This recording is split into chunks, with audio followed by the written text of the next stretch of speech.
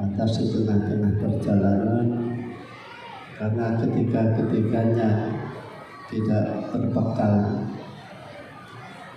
tidak punya sangu, lantas ada pembagian tugas.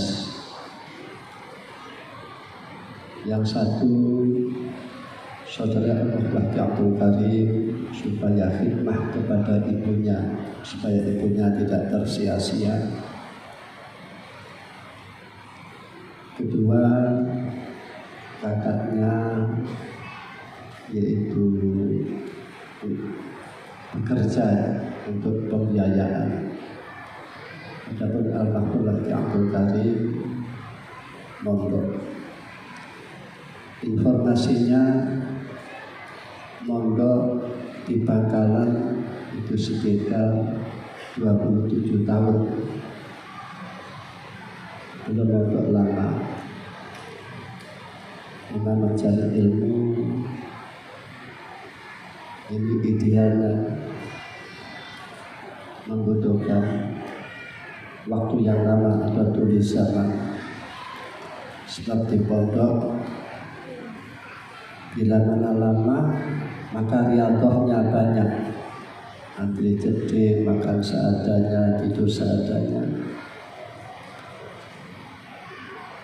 Dan beliau informasinya tidak berbekal. Pakaian yang di bawah hanya sepasang. Bila mana beliau mencuci pakaian, beliau sambil kungkum di air, sambil menghafalkan Al-Qur'an. Dan juga beliau suatu saat pernah mencari rizki, yaitu terap zaman dahulu, dapat bawonan, dapat upah. Namun ketika datang ke Bangkalan oleh Almarhumlah Fadil Bangkalan sebagai gurunya, Kabah tersebut diminta untuk atau dibuat makan ayam. Dan Abdul Karim beliau ketika di pondok ini makan seadanya. Itu di antara makannya daun betis, daun ini bawat asli namanya. Kalau rawat yang super mie itu kan rawat yang abal-abal, kaleng-kaleng, kan tambah enak. Rawat makan roti super mie itu kan abal-abal. Di daun-daunan ada orang rawat yang makannya super mie, roti. Abdul Karim daun-daunan, daun betis. Dan beliau itu mondoknya lama. Namun yang agak aneh, kitabnya itu sedikit, tinggalannya kitab sedikit, mungkin sekitar 5 biji kitab. Bahkan saya tanyakan mengapa demikian. Informasinya beliau ketika akan mengaji Fathul Mu'in misalkan saja, kitab Fathul Qadirnya dijual untuk membeli kitab Fathul Mu'in, saking tidak punyanya. Lihat beliau.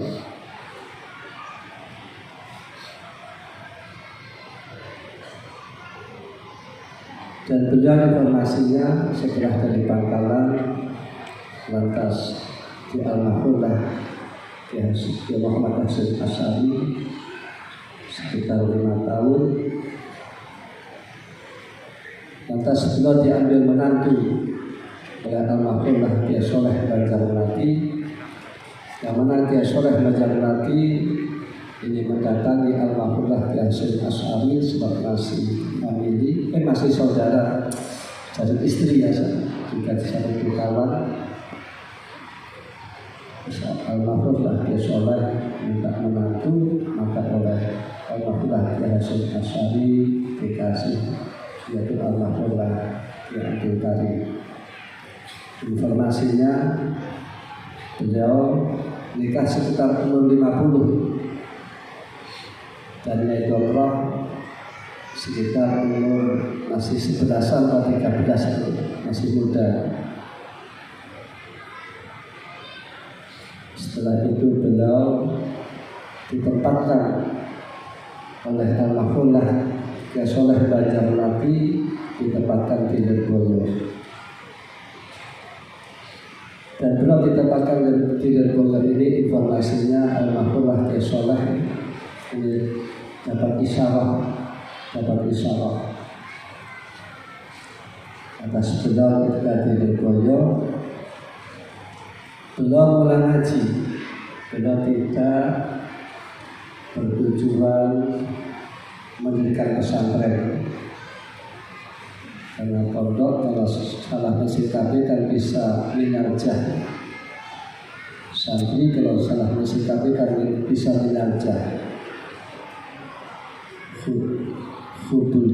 Hubul mal rasul kulli khati'ah wa hubul jah asadu min hubil mal, lianna hubal jah yulazimu hubal mal wa hubal jah la yulazimu hubal mal. Bahana yang penting yaitu mula. Lantas ada beberapa santri ingin pondok, maka santri tersebut membuat kotaan sendiri, kamar sendiri. Maka di Lirboyo ini pondok dibangun oleh para alumni wali murid, ini sebabnya demikian. Dan informasinya beliau ketika di rumah dan di pondok ini informasinya sama-sama, artinya tirakat riyadhah.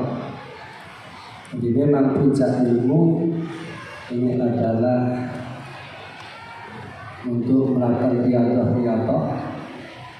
untuk mendekatkan diri kepada Allah Subhanahu wa Ta'ala. Ini puncak ilmu, untuk usul kepada Allah, untuk mendapatkan ridha Allah, rahmat Allah, barakah Allah, maghfirah Allah. Itu puncak ilmu demikian. Setelah beliau meninggal dunia, maka diteruskan oleh menantunya. Beliau menantunya banyak, namun yang ditempatkan di Lirboyo ini di antara almarhumlah Kiai Marsudi Dahlan. Dan Kiai Marsudi Dahlan pun sosoknya demikian, tekun ngaji, tekun memberi santri. Cuma informasinya bedanya, kalau almarhumlah Kiai Abdul Karim ini sebelum haji namanya Manahi. Kalau Kiai Abdul Karim itu terhadap santrinya ini seolah tidak pernah mengambil tindakan, walaupun santrinya salah, tidak pernah mengambil tindakan. Sehingga suatu saat ada cerita ketika ihtifal bil maulid, ada beberapa santri Lirboyo, ini cara memperingatinya ini melanggar syariat, yaitu tinju-tinjuan dan seterusnya. Abdul Karim memandang yang demikian, saking sabar beliau diam. Lantas ada santri yang lapor kepada almarhumlah Kiai Muhammad Hasyim Asy'ari. Langsung almarhumlah Kiai Hasyim Asy'ari datang ke Lirboyo. Santri yang memperingati ihtifal bil maulid dengan cara tinju dan lain-lain ini dibubarkan. Sehingga almarhumlah Kiai Hasyim Asy'ari punya karang kitab, apa namanya, lupa saya, ada karangannya, tidak pernah ditunjukkan oleh almarhumlah dalam bahasa Al-Asy'ari. Istilahnya almarhumlah Kiai Hasyim Asy'ari ngarang kitab ini sebab kejadian tersebut. Di beliau di pondok riyadhah dan juga di rumah beliau riyadhah. Beliau itu latifahnya hanya ngulang ngaji, baca Quran, baca tafsir, zikir, ibadah jamaah, tidak begitu pergi kemana-mana. Yang saya dapat dari orang tua saya informasinya, beliau itu bila mana diajak pergi oleh kawannya, jika ada kawan yang sangat dekat dengan beliau, yaitu almarhumlah Kiai Haji Ma'ruf dulu. dua yaitu Kiai Abu Bakar Banjarman Bandar katanya Kiai Soleh. Ini bila mana beliau itu diajak pergi, dan beliau itu ketika diajak pergi itu tidak perlu ganti pakaian, bahkan yang dipakai seadanya itu saking ikhlasnya itu langsung berangkat. Kalau kita kan tidak macak dahulu ya lagi Abdul Karim. Dan Kiai Sugi juga demikian kepada santri istiqomah, kalau tidak kemana-mana. Beliau kalau pergi itu biasanya hanya ke kuburan saja, ziarah kubur. Dan diteruskan pula oleh almarhumlah orang tua saya Syekh Mahfuz Ali. Nah ini gurunya almarhumlah Ki Abdul Karim, Ki Marzuki, Ki Mahfuz Ali. Ini di antara gurunya adalah almarhumlah Ki Haji Muhammad Hasyim Asy'ari sama saja. Orang tua saya itu ngaji di Tebiron, juga di Termas, juga dari Ki Amiruddin, Ki Amir Pekalongan. Ini nanti syaratnya Ki Amir langsung dari almarhumlah Ki Mahfud Abdul Musi. Itunya di Termas juga syaratnya ke Ki Abdul Musi, juga Ki Hasyim Asy'ari, nanti syaratnya ke Ki Mahfud Abdul Musi. Dan di antara aurat almarhumlah Ki Abdul Karim dan Ki Boyo, ini di antara aurat almarhumlah Ki Abdul Karim, Ki Mahfuz, Ki Marzuki, Ki Mahfuz rahimahullah. Ini di antara membaca Al-Quran dan Dalailul Khairat. Jadi beliau di samping mula ngaji, beliau riyadhah, karena puncak ilmu adalah untuk riyadhah. Dengan sungguh-sungguh maka kita dan murid-murid beliau ini dapat barokahnya Allah Ki Abdul Karim kita, sebab kita diterima di mana-mana. Misalkan saja murid-murid santri beliau misalkan diterima di Al-Azhar, di Al-Aqaf, atau di mana-mana, dan karirnya mendapat karir misalkan dari itu, ini merupakan barokah beliau, asar beliau. Mudah-mudahan kedatangan kita semuanya di hal al-mahfumin ini mendapatkan ilmu yang manfaat, ilmu yang barokah, dan yang lebih penting mudah-mudahan mendapatkan dzurriyyatan thayyibah, amin ya rabbal alamin. Dan yang lebih penting lagi mudah-mudahan kita dimasukkan di surga bersama beliau, amin ya rabbal alamin. Allahumma adkhilna jannah ma'ahu bisalam, amin ya rabbal alamin. Sekian, alhamdulillah, ihdinas siratal mustaqim. Assalamualaikum warahmatullahi wabarakatuh.